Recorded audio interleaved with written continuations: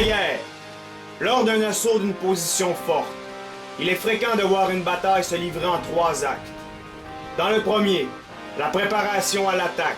L'armée offensive prend position et commence parfois à affaiblir son ennemi retranché par quelques raids destinés à tester les défenses adverses. C'est fréquemment à ce stade qu'un général préparera ou adaptera son plan pour le véritable assaut à venir. Dans le deuxième acte, l'attaque. L'armée commencera alors son mouvement qui doit mener à la prise de la position ennemie ou à l'anéantissement de l'armée adverse. Si c'est un succès, alors la bataille se trouve gagnée. Mais dans le cas contraire, commencera subséquemment la troisième phase de l'opération, la contre-attaque ennemie. Car, comme il a déjà été dit, un ennemi bien entranché et appuyé sur une solide défense repoussera dans bien des cas une attaque de la part d'une armée qualitativement et quantitativement semblable. Dans cette optique, il devra ainsi monter une contre-attaque afin de définitivement se débarrasser de l'agresseur. Lui enclenchera inévitablement le stade de la résistance ultime. Dans un combat singulier alliant mon personnage, Bad Baileys, un personnage nommé Cat Redfish, et nous opposant au duo composé de Evangelos 39 et de Eugène Debs, nous tenterons de forcer une position extrêmement forte, où nos opposants verront leur flanc complètement sécurisé. Suite à un échec relatif de notre offensive, nos armées frôleront la débâcle, mais dans une résistance épique, tenteront de sauver leur honneur en n'accordant rien à l'ennemi, du moins sans lui faire payer le prix le plus fatal qui soit. Place au combat!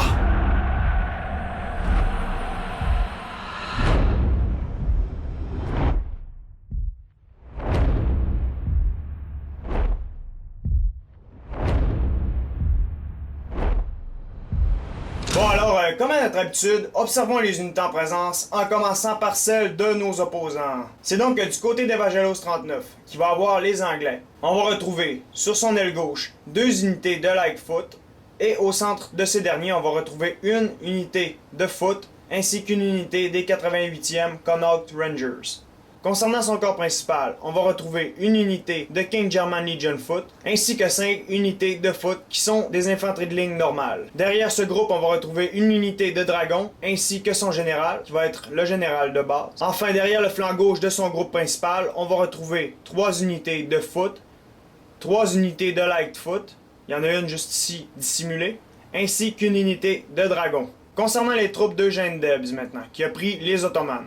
On va donc retrouver, complètement derrière, 7 unités des Nizam Isédite Infanterie, qui sont des unités d'infanterie de ligne normale. En avant de ce groupe, on va retrouver une unité de grenadiers, les Beylik Janissaires. Un peu plus en avant, on va retrouver 5 unités d'infanterie légère Nizam Isédite, dont 2 vont être dissimulées. Enfin, un peu plus à gauche, on va retrouver 2 unités de Delhi Horsemen, 2 unités de garde Silatar, 2 unités de Bashi Bazouk, dont une va être dissimulée environ à ce niveau-ci, ainsi que son unité de général, qui va être le général Ibrahim Bacha. Observons maintenant ce que nous nous sommes procurés.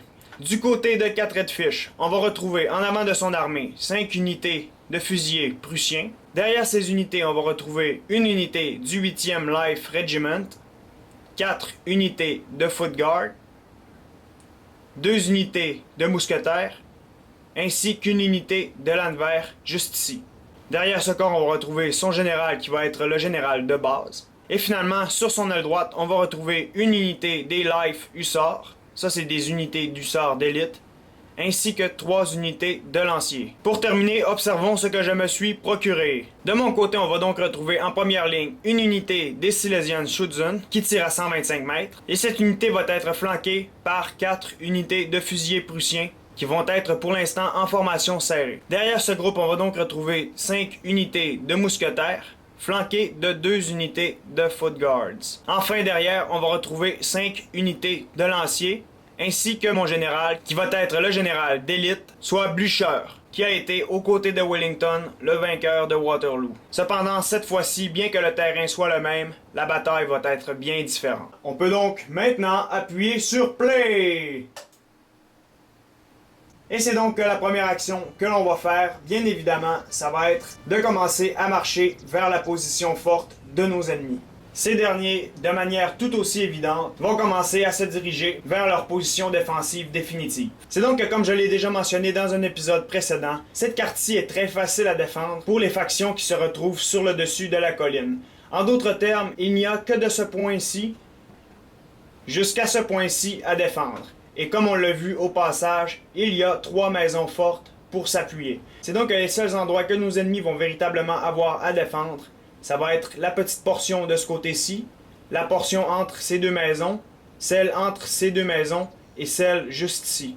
Nul besoin de vous dire que la chose va être relativement facile pour ces derniers de repousser nos attaques. En passant, j'ai fait une petite erreur dans la présentation des unités de l'Empire ottoman, en ce sens que j'avais mentionné que ce dernier avait 5 unités d'infanterie légère, alors que 2 de ces unités ne sont pas des infanteries légères normales qui tirent à 100, mais 2 unités de rifle qui tirent à 125. Et voici donc ces 2 unités d'élite. Observez déjà du côté de l'Angleterre, on voit la forte position que cette faction va occuper. Et aussi notez au passage que quand il y a une unité qui se retrouve dans une maison, cette dernière bénéficie d'une portée de plus 25 mètres. Nos 2 armées viennent ainsi d'atteindre l'endroit respectif du premier point de rendez-vous. Et à partir de ce moment-ci, il va falloir entrer en mode recherche de points faibles chez nos ennemis. La première action que je vais faire en arrivant à cet endroit-ci, ça va être que je vais permuter une unité de fusiliers prussiens avec une unité de 125. Et ça, je fais ça puisque j'estime qu'à ce niveau-ci, au niveau de mon flanc gauche, je vais être capable d'atteindre mon opposant. C'est donc que dans cette première phase du combat, je commence déjà le harcèlement de mon opposant direct. Et ce dernier, après avoir essuyé ma salve, va reculer son unité sagement. Et dès lors, il va envoyer une unité de dragon pour tenter de me repousser, ce qui va fonctionner. Cependant, il va s'approcher un peu trop près et mon unité de fusiliers prussiens va être capable de tirer une salve contre ceux-ci. À ce stade-ci, l'Anglais va avoir occupé cette maison avec une unité d'infanterie légère, alors que l'autre maison va être occupée par une unité d'infanterie légère ainsi qu'une unité d'infanterie de ligne. D'autre part, les Ottomans ont eux aussi approché vers leur position défensive et cette maison va être occupée par une unité d'infanterie de ligne normale. 2 unités d'infanterie légère vont aller occuper dès lors la crête, afin de repousser toute approche à ce niveau-ci. Moi, mon front va devenir complètement stagnant et l'action va se transposer du côté de mon allié et de l'Empire ottoman. Parce qu'en effet, de mon côté, la position anglaise va s'avérer extrêmement difficile à percer. De ce côté-ci, les unités ottomanes se placent donc, et le plus grand danger pour mon allié, ça va être les Nizam-i-Sedit Rifle. C'est donc qu'avant que ceux-ci prennent position, il va y avoir un échange de salves entre les fusiliers prussiens et les unités d'infanterie légère ottomanes. Moi, à ce stade-ci, je vais fortement conseiller à mon allié d'aller flanquer son opposant en faisant un grand tour et en venant possiblement abattre ses flancs. C'est donc qu'alors qu'il commence à tenter un mouvement de flanc, l'échange de balles se fait très intense, cependant il y a une bonne partie des balles qui accrochent le sol. À ce stade-ci, je me rends donc compte qu'il ne fait pas vraiment comme je l'avais conseillé. C'est donc qu'il se fait accrocher dans un mouvement très frontal et il va dès lors se replier. C'est donc à ce stade-ci que je vais lui conseiller plutôt de créer une menace ici, histoire que ses unités anglent leur vue dans cette direction-ci, alors qu'avec ces unités d'infanterie légère, il pourrait faire le grand tour et venir abattre possiblement leur flanc. Et c'est donc dès lors ce qu'il va faire. Il va détacher une unité de fusiliers prussiens pour aller attaquer le flanc de l'unité que voici. C'est donc qu'on a véritablement un plan en tête, puisque c'est généralement cet endroit-ci le point faible à Waterloo du côté des défenseurs. C'est donc que notre plan est bel et bien dessiné. Le but, ça va être de refouler ces unités pour qu'ils aillent de ce côté-ci, afin de nous laisser le champ libre à ce niveau-ci pour que l'on puisse attaquer notre opposant. À ce stade-ci, mon allié se fait prendre par surprise sur ses flancs. Cependant, son unité de foot guard va venir les défendre et va créer un véritable carnage dans les rangs de cette cavalerie un peu trop ambitieuse. C'est donc que, comme je l'ai conseillé à 4 Redfish, il a fait le grand tour de son opposant et il va aller se positionner environ à cet endroit-ci, histoire d'harceler les flancs des Nizam-i-Sedit Rifle.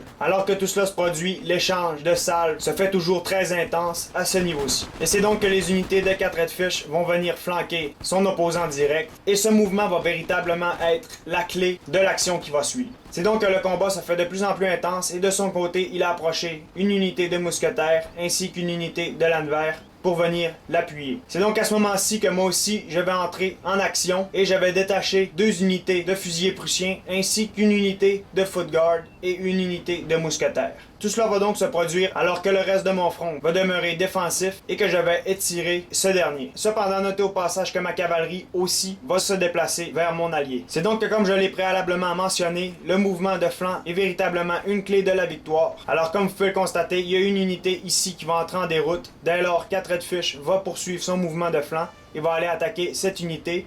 Et comme vous pouvez le constater, une autre unité entre en déroute ici, alors que le front commence à se replier. Je sais que c'est pas très évident de savoir quelle unité est à qui, mais moi et 4 Redfish, on a déjà regardé le replay 2 fois, histoire de bien mettre au clair ces données. Et là, à ce niveau-ci, toutes les unités qui sont en mouvement sont les miennes, et je viens assister mon allié sur son front. C'est donc que notre premier objectif est en train de se réaliser, puisque le front ennemi s'est presque tout replié derrière la maison ottomane. De mon côté, avec mes 2 unités de fusiliers prussiens, je vais aller me stationner à ce niveau-ci pour l'assister dans son combat, alors que mes 2 unités vont être derrière et vont venir stabiliser le front contre une éventuelle attaque de cavalerie. Et c'est donc que mes unités de Prussiens commencent leur attaque. Et notez au passage que durant mon approche, on a dessiné un plan. C'est donc que j'ai conseillé à mon allié de lancer son unité de l'Anvers contre les lignes ennemies, puisque le moment était parfait pour un débordement à ce niveau-ci. En effet, la seule chose qui garde ce flanc, outre la maison bien sûr, c'est une unité de rifle, comme vous pouvez le constater. C'est donc que son unité de l'Anvers va avoir pour mandat d'absorber la totalité des balles de l'Ottoman. Et c'est donc qu'à ce niveau-ci, son rôle va être immense dans le succès de notre opération. C'est donc que la cavalerie, massivement, c'est-à-dire 9 unités en tout, va venir sur le flanc de la maison.